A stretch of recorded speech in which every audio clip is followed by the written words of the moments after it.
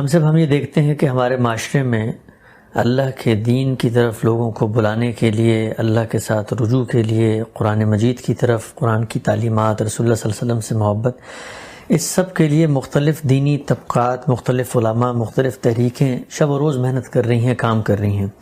انہی میں ایک بہت نمایاں نام تبلیغی جماعت کا ہے، آپ اس سے واقف ہیں۔ میں جاننا یہ چاہتا ہوں کہ تبلیغی جماعت کے اس پورے منہج کو، جس طریقے سے وہ کام کر رہے ہیں، جو اس کے اثرات اور ثمرات اور نتائج ہیں، اور یہ تحریک کے جو خد و خال ہیں، اس کو آپ کس نظر سے دیکھتے ہیں؟ بڑی محبت کی نظر سے، بہت عزت کی نظر سے، بڑے مخلص لوگ تھے جنہوں نے اس کی ابتدا کی۔ مولانا الیاس کی زندگی کے حالات اگر آپ پڑھیں تو معلوم ہوتا ہے کہ دین کا، ملت کا، مسلمانوں کا بحیثیت مجموعی، ان کے خاص طور پر نیچے کے طبقات کا ایسا درد ہے ان کے دل میں کہ آپ اندازہ نہیں کر سکتے اس کا۔ میں نے ایک واقعہ پڑھا، مولانا سید سلیمان ندوی نے بیان کیا ہے، معمولی شخصیت نہیں ہے وہ۔ علامہ اقبال نے سید صاحب کے بارے میں یہ کہا تھا کہ وہ خانوادہ علماء کے آخری چشم و چراغ ہیں، شبلی کے شاگرد، سیرت النبی کے مصنف۔ وہ بیان کرتے ہیں کہ میں ایک اسٹیشن پر بیٹھا ہوا تھا اور خیال ہوتا تھا کبھی کہ مولانا الیاس سے ملاقات ہو، تو اچانک میں نے دیکھا کہ وہ بھی اسی اسٹیشن پر تشریف لائے ہیں۔ انہوں نے مجھے بھی پہچان لیا، اور اس کے بعد یہ موقع دیکھ کر کہ دعوت پہنچائی جا سکتی ہے، اپنا درد دل بیان کرنا شروع کیا۔ تو اگرچہ الفاظ کو میں دیکھوں یا ان کے طرز بیان کو دیکھوں تو اس میں جو خوبیاں ہم تلاش کرتے ہیں، ربط و نظام دیکھتے ہیں یا کوئی فصاحت بلاغت دیکھتے ہیں، وہ کچھ تو نہیں تھا، لیکن درد ایسا تھا کہ میں بھی رو رہا تھا اور وہ بھی رو رہے تھے۔ تو جب اخلاص اس درجے میں ہوتا ہے تو اللہ تعالیٰ کی بھی بڑی رحمت اس پر نازل ہوتی ہے۔ میوات میں جہاں سے اس دعوت کی ابتدا ہوئی ہے، لوگوں کا کیا حال تھا اندازہ ہی کیا جا سکتا ہے۔ یعنی لوگ کلمہ بھول چکے تھے، ان کو صرف یہ معلوم تھا کہ ان کے آباء میں کوئی مسلمان ہوا تھا، یعنی اسلام کیا ہوتا ہے، نماز کیا ہوتی ہے، مسجد کیا ہوتی ہے۔ یہ خیال نہ کیجیے کہ یہ کوئی مبالغہ ہے۔ میں نے خود پنجاب کے دیہات میں بعض جگہوں پہ دیکھا کہ کہیں گئے تو مسجد میں جانوروں کی بھیڑیں، کوئی صاف کرنے والا نہیں ہے، پورے گاؤں میں کوئی ایک شخص نہیں کہ جس نے کبھی مسجد کھول کر دیکھی ہو۔ تو اس طرح کی صورتحال بعض جگہوں پر یہاں بھی نظر آتی ہے، وہاں پورے علاقے میں تھی۔ تو انہوں نے ان لوگوں کے سامنے یہ بات پیش کرنا شروع کی، اور اس میں تکلیفیں سہی، لوگوں کا برا رد عمل دیکھا، اور اس کے بعد بہت سوچ سمجھ کے یہ خیال کیا کہ کوئی 5-7 باتیں جن کو وہ 6 نکات کہتے ہیں، یہ لوگوں کو پہنچانی چاہیے۔ آپ ان 6 نکات کو دیکھیے، ان میں کوئی چیز ایسی نہیں جس پر آپ انگلی رکھ سکیں یا اعتراض کر سکیں۔ یعنی وہ بنیادی چیزیں ہیں کہ جس کا کچھ شعور اگر مسلمانوں میں پیدا ہو جائے، وہ کوئی علمی تحریک لے کے نہیں اٹھے تھے۔ یعنی جو ہمارے ہاں کی دین کی علمی روایت ہے، اس میں کوئی کنٹریبیوٹ کرنے کے لیے نہیں اٹھے تھے، عام لوگوں کو دین کی طرف رغبت دلانے کے لیے اٹھے تھے، اور یہ ان کے پیش نظر مقصد تھا، جس کو انہوں نے ایک موبائل خانقاہ کی صورت دے دی۔ یعنی اس سے دونوں مقاصد حاصل ہوئے، لوگوں کے اندر یہ رغبت پیدا کی جائے کہ وہ کچھ اپنے گھر سے نکلیں، وہ اپنے اندر لوگوں تک دین پہنچانے کا جذبہ پیدا کریں، وہ دیہات میں جائیں، وہ چھوٹے لوگوں سے بات کریں، کوئی علمی مسائل نہ چھیڑیں، کوئی حاضر ناظر کی بحثیں نہ کریں، کوئی نور بشر کے قصے نہ سنائیں، لوگوں کے سامنے کوئی یہ ضمیر اور اس کا مرجع، اس کی گفتگویں نہ کریں، جو عام طور پر روایتوں کے باہمی تعلق اور قرآن کی آیات کے ناسخ و منسوخ کے قصے نہ چھیڑیں۔ ان علمی بحثوں سے قطع نظر کر کے دین کی موٹی موٹی باتیں وہ لوگوں کو بتائیں۔ تو اگر آپ اس لحاظ سے دیکھیں تو یہ ایک بڑی خدمت کا کام ہے۔ یعنی وہ غریب لوگ، کسان لوگ، دیہات میں رہنے والے لوگ جو دین سے ناآشنا ہو چکے تھے، ان تک بات پہنچانے کا ارادہ کیا گیا۔ اور اس کے بعد ہم نے یہ دیکھا کہ ایک لمبے عرصے تک بے شمار لوگوں کو اس سے فائدہ ہوا۔ یعنی اس کے نتیجے میں بہت سے لوگ تھے کہ جن کو کلمہ پڑھنا آیا، جن کو نماز پڑھنا آئی، جن کا مسجد سے تعلق پیدا ہوا۔ یہ بے پناہ خوبیاں ہیں، اور اس وقت بھی اگر آپ دیکھیں تو بڑے خلوص کے ساتھ وہ یہ کام کرتے رہتے ہیں۔ اس سے قطع نظر کہ کسی خاص زاویہ نظر یا کسی خاص مذہبی پس منظر میں لوگ ان سے زیادہ متعلق ہوتے ہیں، وہ تو ہمارے ہاں کا مزاج ہے کہ جو آدمی بھی کسی خاص پس منظر سے اٹھے گا، ظاہر ہے کہ اگر وہ دیوبندی نقطہ نظر کے لوگ ہیں یا بریلوی نقطہ نظر کے لوگ ہیں کوئی، تو لوگ اس لحاظ سے ضرور دیکھتے ہیں، لیکن اگر آپ ان کی مجموعی دعوت کو دیکھیں تو وہ ان تمام چیزوں سے بالاتر تھی۔ مقصد یہ تھا کہ لوگوں کو گھروں سے نکالا جائے، مسجد میں لایا جائے، ان کو کچھ اپنے دین کی طرف رغبت دلائی جائے، اور اس میں جس چیز کو بنیاد بنایا گیا وہ بڑی سچی بنیاد تھی، یعنی اللہ کی معرفت اور ایمان۔ ایمان وہ حقیقت ہے کہ جس کی آپ یاری کے بغیر آپ باقی کسی چیز کی توقع ہی نہیں کر سکتے۔ کشت دل میں ایمان کی آبیاری کی دعوت کا ایسا عمدہ ظہور ہوا، اور پھر ہمارے ہاں چونکہ صوفیہ نے خانقاہیں قائم کی تھی، خانقاہ اپنی ذات میں ایک بڑا اعلیٰ ادارہ تھا۔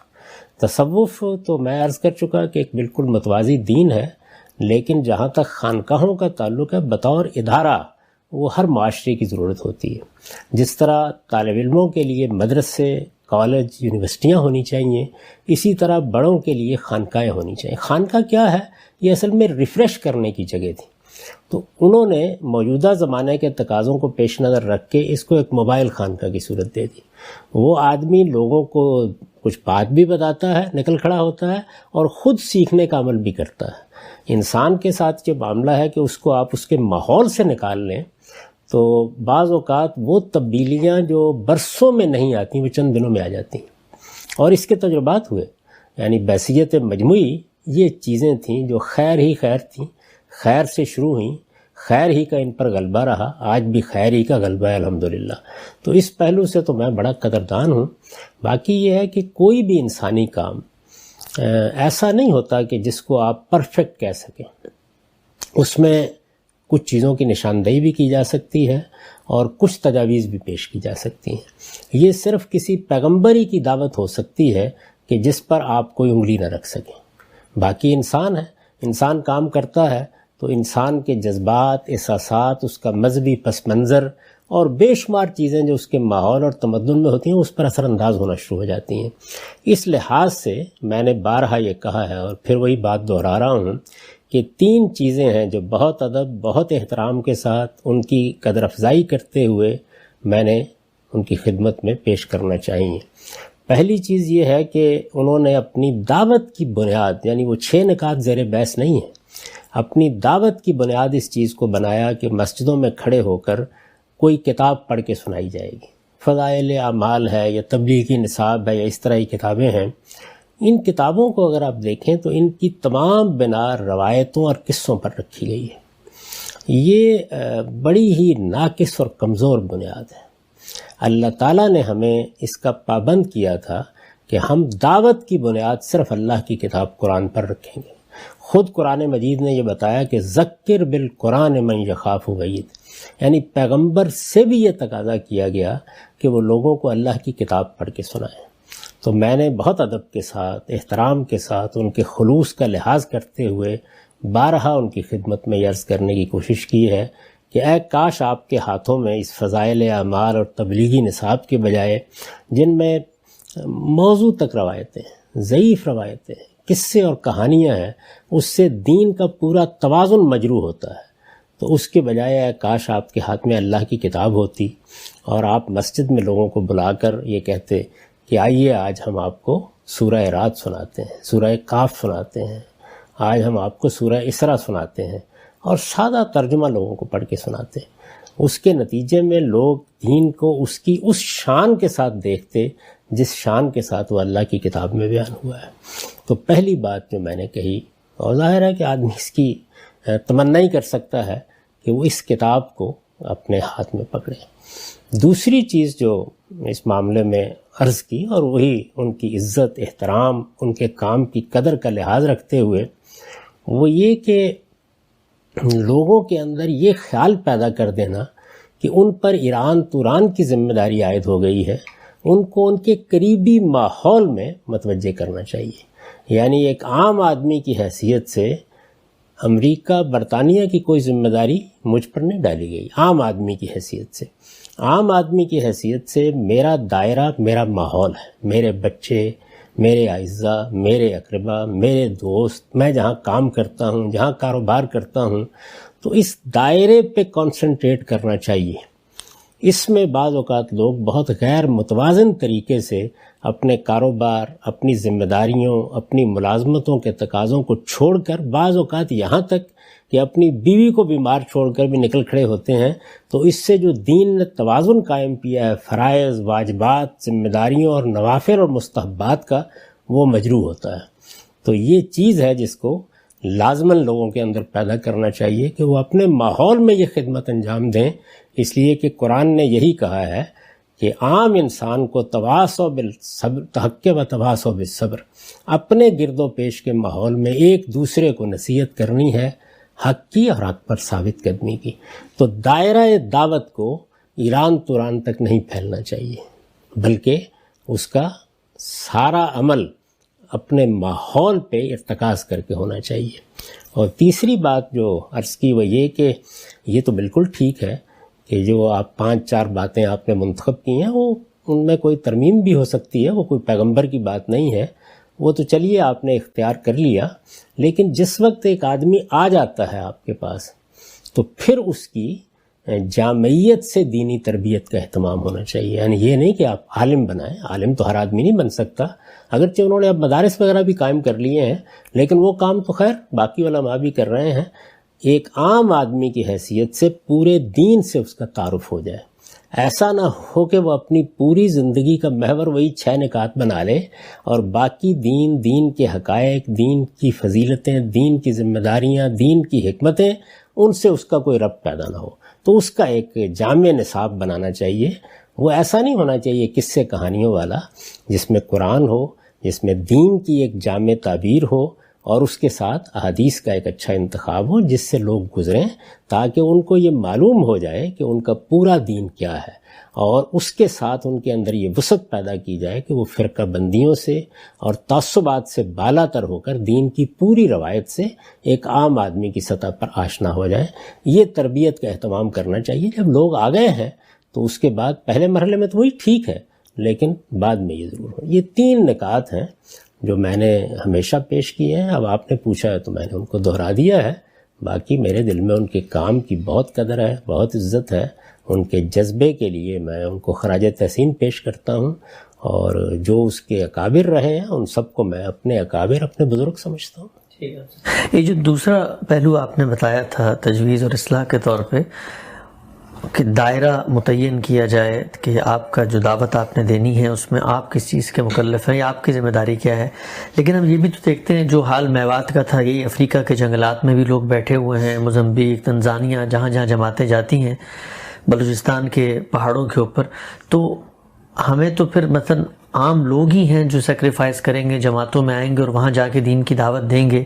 تو اس سے کیا مراد تھا؟ دوسرے نقطے کی میں توضیح چاہ رہا تھا.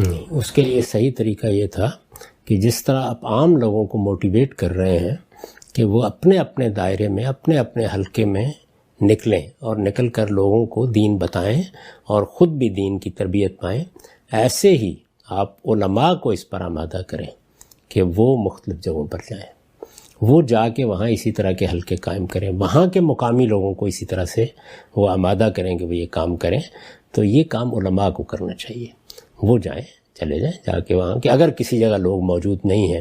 اور دوسرا سب سے اچھا طریقہ کیا ہے کہ آپ کے ہاں ایسے علمی تعلیمی ادارے موجود ہوں جس میں وہاں سے لوگ آ کے دین کے عالم بنیں. ہمارے ہاں بہت سے مدارس ہیں، آپ دیکھیں کہ وہاں دنیا بھر سے لوگ آتے ہیں، وہ دین کے عالم بنتے ہیں. آپ خود وہ مدرسے نہیں قائم کر سکتے تھے یا ادارے، تو آپ جو دینی ادارے موجود ہیں ان میں ان لوگوں سے رجوع کر سکتے تھے. کوئی افریقہ سے آیا ہوا ہے، وہاں کی زبان جانتا ہے، وہاں کے لوگوں سے واقف ہے، تو ہر جگہ پر اصل میں وہاں کے مقامی لوگوں ہی کو موٹیویٹ کرنا چاہیے. یہی صحیح طریقہ ہے. اور اگر بھیجنا ہے تو پھر کسی صاحب علم کو بھیجیے. ٹھیک ہے. عام آدمی کی ذمہ داریوں کی نوعیت بہت مختلف ہوتی ہے. علماء بننے کے لیے جو لوگ اپنے آپ کو وقف کر دیتے ہیں وہ اصل میں اختصاص کا فیصلہ کرتے ہیں، اور پھر ان کے لیے تمام ذمہ داریوں کا بندوبست بھی کرنا پڑتا ہے. عام آدمی کو تو اپنی بیوی کو دیکھنا ہے، بچوں کو دیکھنا ہے، گھر والوں کو دیکھنا ہے. اس کو آپ غیر متوازن راستے پر ڈال دیں گے تو اس سے دین کے سارے توازن کو مجروح کر دیں گے.